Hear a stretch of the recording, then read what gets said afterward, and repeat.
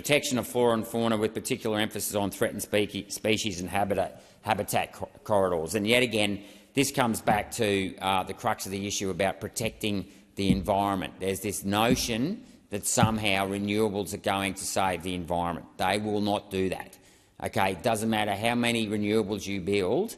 Okay, that is not going to save the environment. If anything, it is a threat to the environment. And it's interesting. I'm currently following a page on social media about the New Jersey, where they're building wind farms off New Jersey, and a lot of whales are being washed up on the beaches there, more than normal.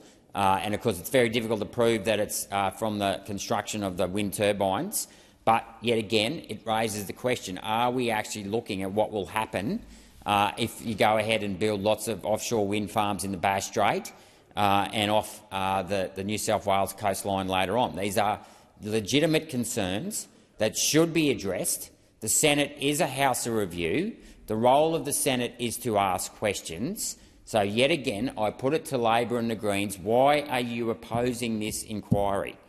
Why are you opposing this? This is everything that the Prime Minister Anthony Albanese said he would deliver: transparency, and yet you don't want to go into the detail here of how all of these renewables— I mean, you can't even explain how you're going to pay for the cost of getting to 82% of renewables by 2030.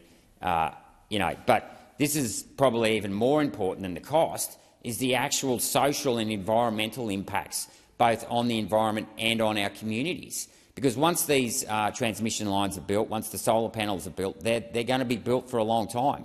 And even once their use-by life is finished, how do we get these big wind turbines actually transported off the land? Who's responsible for that? Is that going to be the liability of the farmer, or is it going to be the liability of the energy producer? How are they going to get these massive concrete blocks out of the ground?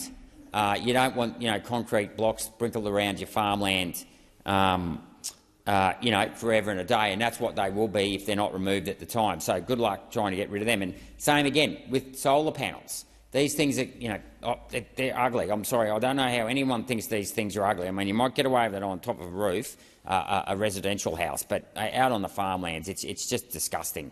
And it breaks my heart to think that we're going to be littering the countryside and the environment with these things under the notion that somehow this is the way forward. So, look, I think this is a fantastic motion.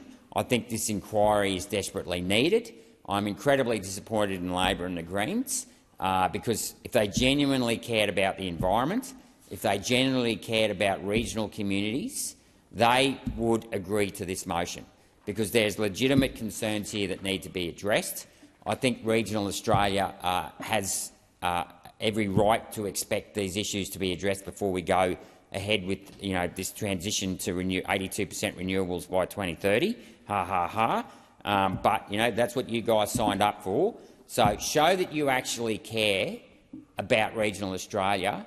Show that you actually care about the environment, and actually approve this motion. Vote for this motion and actually put your voting power where your mouth is when you say you care about the environment. Because if you don't vote for this, okay, this is going up on social media. I'd love to telegraph to the world, but that's all I've got, and I'm going to call you out on your hypocrisy, because that's what this is. If you do not support this motion, if you do not support this inquiry, it is blatant hypocrisy on environmental concerns, on community concerns, and on accountability and transparency concerns.